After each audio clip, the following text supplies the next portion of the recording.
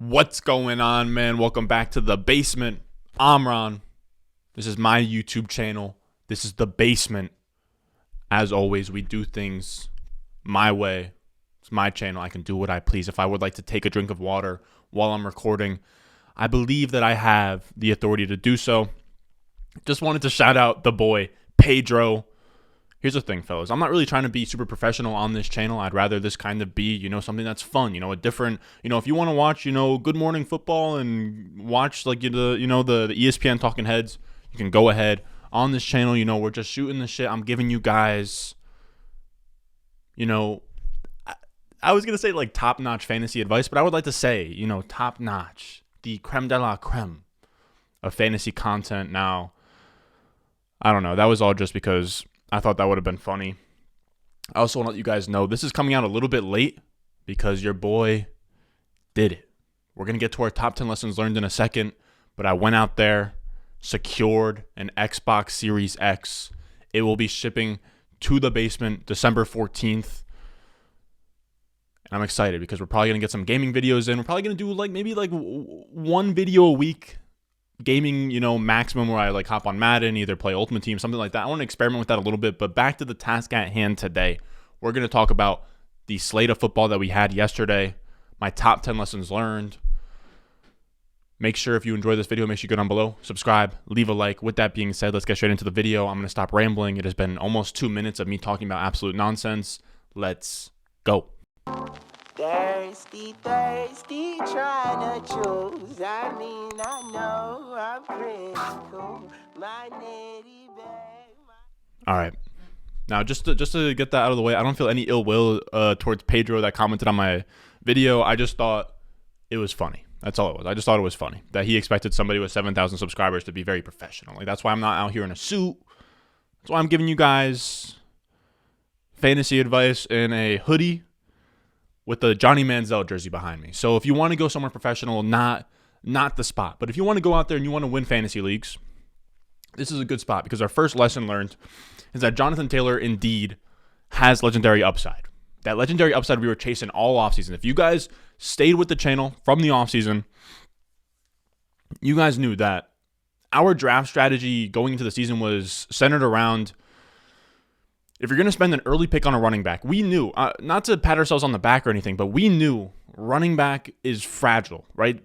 Because they get hurt and they bust so often, as we've seen this year. Everyone's hurt. This is a little bit more than usual, but that's just the volatility of the running back position. Our whole idea was, if we're going to make that investment, if we're going to invest in a running back, an asset that can kill you, you need to have that legendary ceiling. And that legendary ceiling is the guys that have 20% plus win rate. So, your league taco gets, Todd Gurley in 2017, he probably takes home the championship. Guys like that, where they are so dominant that, the worst player in your league could have him on their roster and then all of a sudden they win. Like if you had one of your buddies who's an idiot, nothing really has been going well for him in real life, but in your home league, he had Derrick Henry for 8 weeks.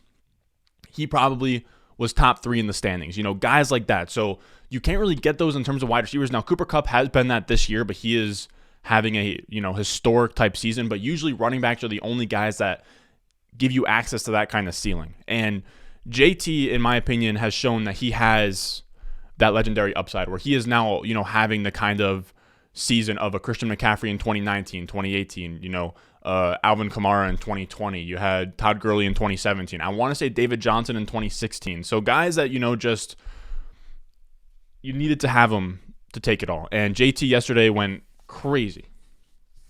32 rush attempts, 185 yards, 4 touchdowns on the ground, 3 for 19 and 1 through the air, 5 touchdowns total. He had 53.4 PPR points. Just insane. And now he's averaging 24 points per game on the season. And that's right in that area that we want for these legendary running backs. Legendary RBs are usually in that, 22 to 23 plus points per game range. And I'm happy that a lot of you guys ended up with him, because I was talking about him. You guys know I love these legendary running backs, but I'm also an absolute, just an absolute fiend for guys that can catch passes. You guys know I love DeAndre Swift. I love Kamara, Christian McCaffrey, and I was pushing down guys like Derrick Henry, which fell flat on my face for that one. But Ezekiel Elliott, Nick Chubb, those guys that are pure between the tackles runners. And a lot of you guys were saying, but wouldn't JT be in that same same category as a Nick Chubb or as a, Derrick Henry, someone that doesn't catch passes. My whole idea behind Jonathan Taylor is we haven't seen the ceiling yet, and he could get there the same way. Todd Gurley wasn't a crazy reception guy. I think he only had like 87 targets, wasn't in that McCaffrey, David Johnson, Alvin Kamara range. And you can get there on just monster efficiency and touchdowns. He's at 5.8 yards per carry, 15 touchdowns. He's in that area where he has realized that, monster efficiency, legendary type upside. So if you have JT on your team, I'm happy for you. I have him in, I think, of my 12 managed leagues, I think I have him in 4. I have him in 3, 25% of my leagues for sure. Maybe 4. I don't know. I lost count. But that's our first takeaway, is Jonathan Taylor has legendary upside. Now, our second takeaway, these are going to be takeaways, lessons learned, observations. I usually do a better job of, kind of telling you what the video is going to be about before you get in here and I click the intro, but had some things to get off my chest in the beginning of the video. And the second takeaway I have is I hate you, Matt Nagy. Not really a takeaway or an observation, but I just want to vent here. And before I even get into Matt Nagy, I want to say I hate you, ESPN. And I want to tell you guys, I'm coming here confessing to you guys as somebody that takes pride in their fantasy football prowess as a young gun. I made a brutal mistake. In the home league that you guys know and love, for all you guys that have seen if you haven't seen it already, the draft party I did in the offseason, one of my favorite videos we've ever made. Hausimo, who used to edit all the videos, now he edits them here and there, went crazy with the edits in that one. I have leagues that are $350 buy-ins. I have a bunch of those. That one is literally a $25 buy-in league, but, with your buddies from high school, like that's the one that you really want to win. I had Lamar Jackson. And I set all my lineups Sunday mornings. I hop on a stream with you guys, and then 12:15 to 1 p.m. for the next 45 minutes, I'm setting lineups across like 20 leagues. I had Lamar Jackson, had to replace him. So I go to the quarterback, area on ESPN, and it has all the projecteds, and I see it's Huntley, it's Justin Fields. And then if you look at it, then it goes to like Mac Jones and Ben Roethlisberger, Joe Flacco. And then at that point, you stop looking. So I'm sitting there, I'm picking between Justin Fields and Tyler Huntley. Justin Fields or Tyler Huntley. I end up choosing Fields, but little did I know, under Ben Roethlisberger and Mac Jones and Joe Flacco was Cam Newton. They were hiding him in projected points. You guys know, I've literally mentioned him in 2 videos last week. I love Cam Newton. If I knew he was on waivers, I would have had him. And if I had him, I would have won this league. So instead, I get Justin Fields, who gives me like 3 points. And now I need Chris Godwin to have, I think, 27 points tonight in 0.5 PPR. It would be a season high for him. Is it possible? Yes. But if I had the 26 points instead of 23 from Fields, or if I had 26 points instead of 3 from Fields, I think I would only need like 5 points from Godwin tonight. So looks like your boy, if Godwin doesn't go crazy tonight, will be going 4-7 instead of 5-6, and that is brutal. I can't stress enough how much the difference between 4-7 and 5-6 is massive. Regardless, though, it sucks. I'm going to be 4-7, not going to be in the playoffs, even though I'm going to be like top 4 in points for. It sucks. But going back to Matt Nagy, I hate you, Matt Nagy. He couldn't give me a usable game from Justin Fields. I know you guys are going to be like, what do you mean? Like he got hurt, whatever. And I understand that he got hurt, but he does nothing to help his young quarterback, man. And we've talked about this before, but I was watching it on Red Zone, so I was watching quite a few plays, but there was no designed runs, no rollouts, nothing to like help Justin Fields. Then Dalton comes in, and right off the bat, he gets this little screen to Darnell Mooney. Darnell Mooney takes it to the house. When you have a rookie quarterback, Justin Fields, you can't make him do everything. And what would be great for Justin Fields is a nice little screen to Darnell Mooney when he can't get the drive going. On a 1st and 10, get a nice little screen to Darnell Mooney. He could have had that long touchdown. Why aren't we getting those little like gimme plays to just kind of, get Fields in rhythm and, really get him, started in the offense? Where is that for Fields? Like, I don't understand. There was no designed runs. He got hurt on a play where it was a pass, and then he runs up the middle, tries to scramble for a 1st down, tries to do it all on his own, bruises a rib. So it's just annoying. And now Fields isn't even a guaranteed start when he's healthy, because even though Andy Dalton lost to the Tyler Huntley-led Ravens, just because he came in and threw a touchdown off the bat and like looked better over the course of the game than Fields, Matt Nagy is now saying that Fields isn't the starter when he's back. It's going to be it's up in the air who it is, which is insanity. It's insanity.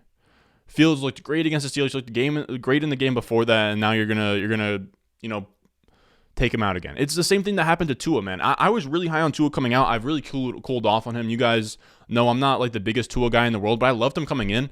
And it's not good for a quarterback's, mentals to have such a short leash. Like let the guy play football, man.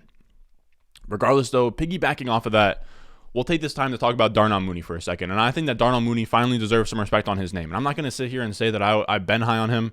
If anything, I've been low. I wasn't like, you must fade Darnell Mooney at all costs. I just wasn't really interested. But he's coming out here and he has, a big boy target share. 48.5% target share yesterday. He had 23.1 PPR points.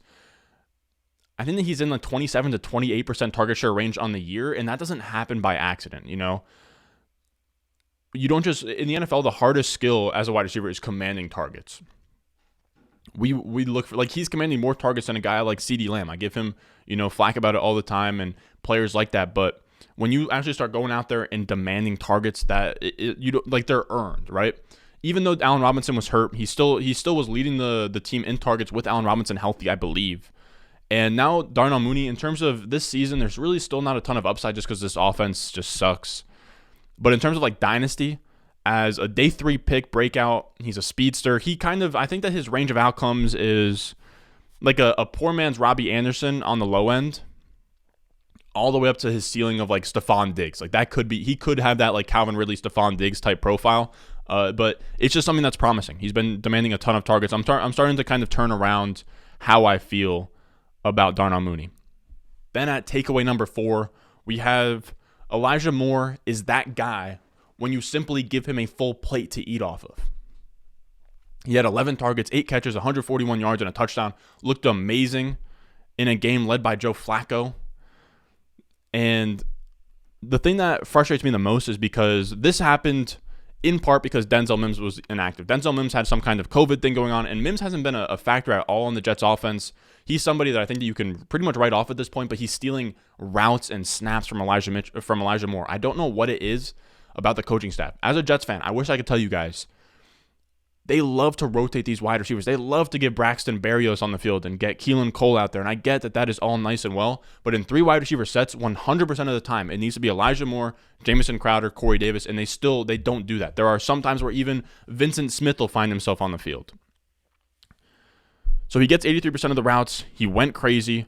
His last 3 weeks, though, 55%, 63%, 37% of the routes, which is infuriating. Now, we've talked about this all season. I'm going to coin it, I'm going to sit here and coin it the Cordell Patterson corollary. And it's just, you can play yourself into more snaps, more volume, more targets. And I hope that him doing this, he's been great like the last 5 weeks. I hope that him doing this gets him into a role where he is now 80% of the pass plays, playing out there 80% of the pass plays or more at the very least. That's what I'm hoping for. Next up at number 5, we have Josh Jacobs, receiving back ?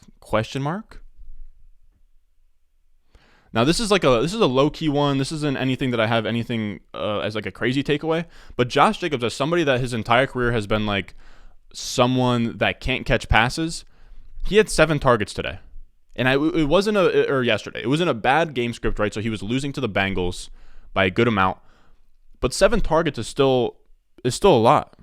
What, Kenyon Drake only had 2, so he was out there and passing down situations instead of Kenyon Drake, which is really big for his usage. He's averaging 4 targets per game on the season, which is his career high. It was his most targets in one game since week 1 of 2020 when he came out there and looked great. Now, he only had 9 carries, but again, it was a bad game script. It's just something to take note of, that he is now getting more involved in the passing game. I think he only had like 40 yards on like 9 carries, something among those lines. But him being involved in the passing game is huge for Josh Jacobs' ceiling. He needs some more carries, but it's just something to take note of, that his role could be expanding. Now, moving on from Josh Jacobs, a guy that I'm not really even a huge fan of, we have my boy, Brandon Aiyuk. And it is officially Brandon Aiyuk bounce back season. He just had 7 catches, 85 yards, and a touchdown today. The target shares have been amazing. He had 25.9% target share, 20.5% target share, 21.1% target share, 36.8% in his last 4 games. He's looking like the guy that we drafted or just the guy that we knew that he should be. It's amazing. I'm happy for him. I'm really happy for him. I also want to say a weird note that I took from this is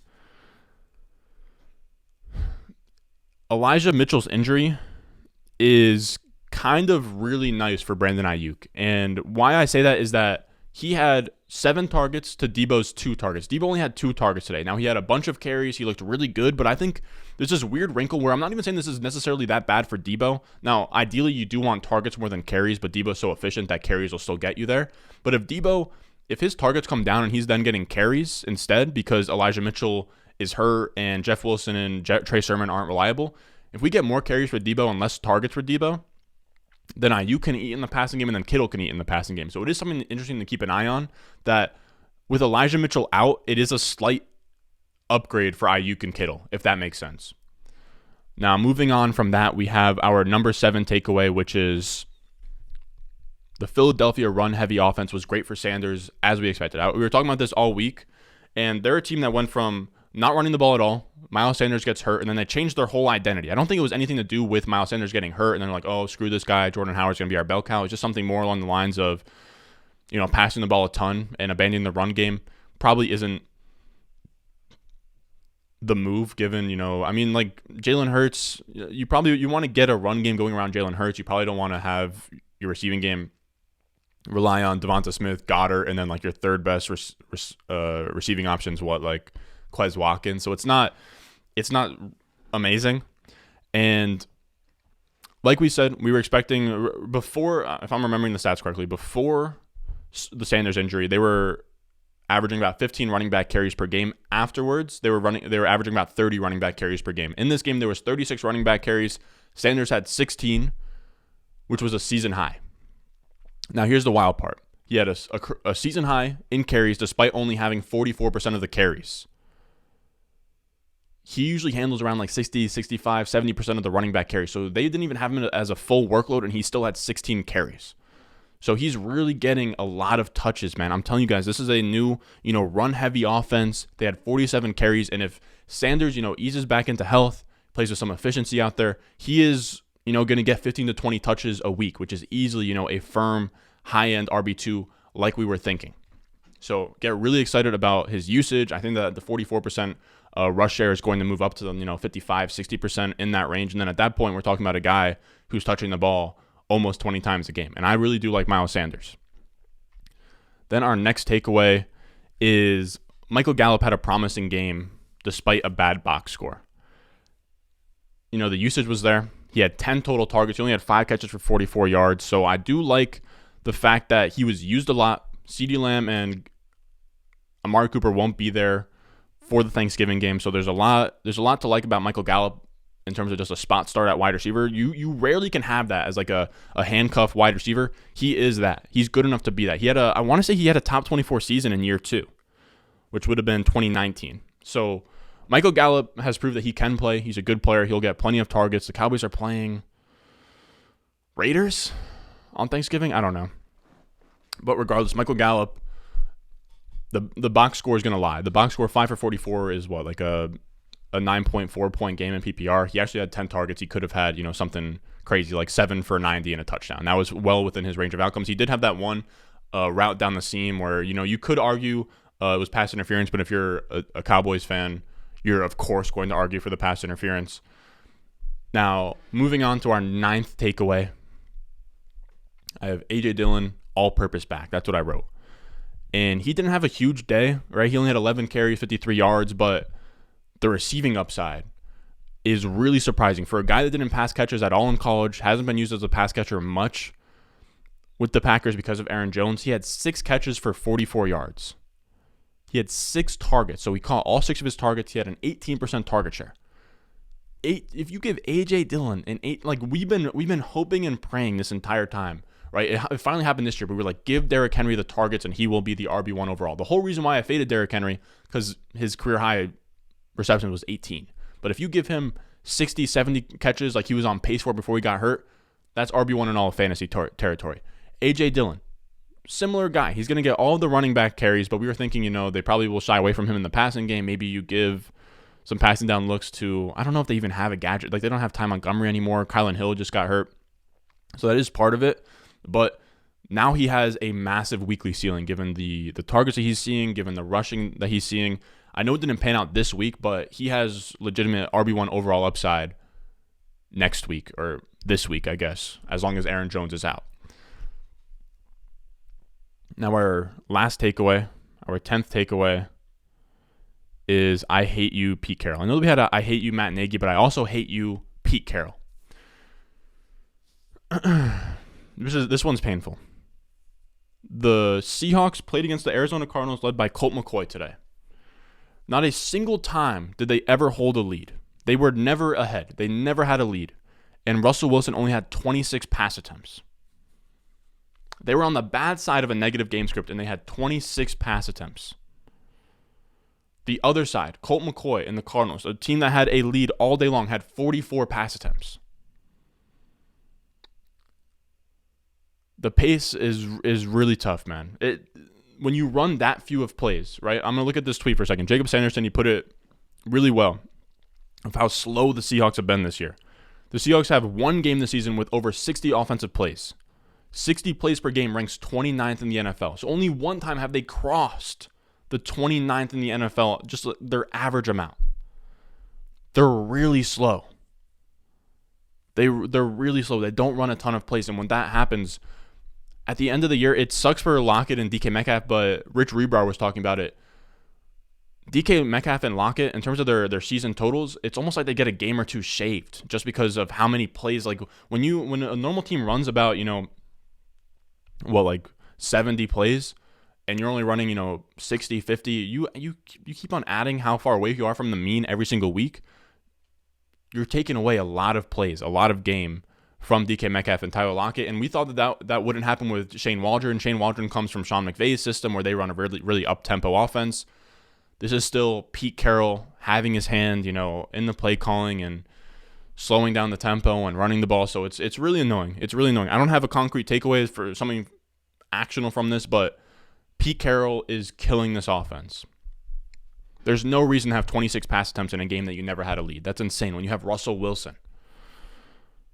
Now that's going to do it for us today, fellas.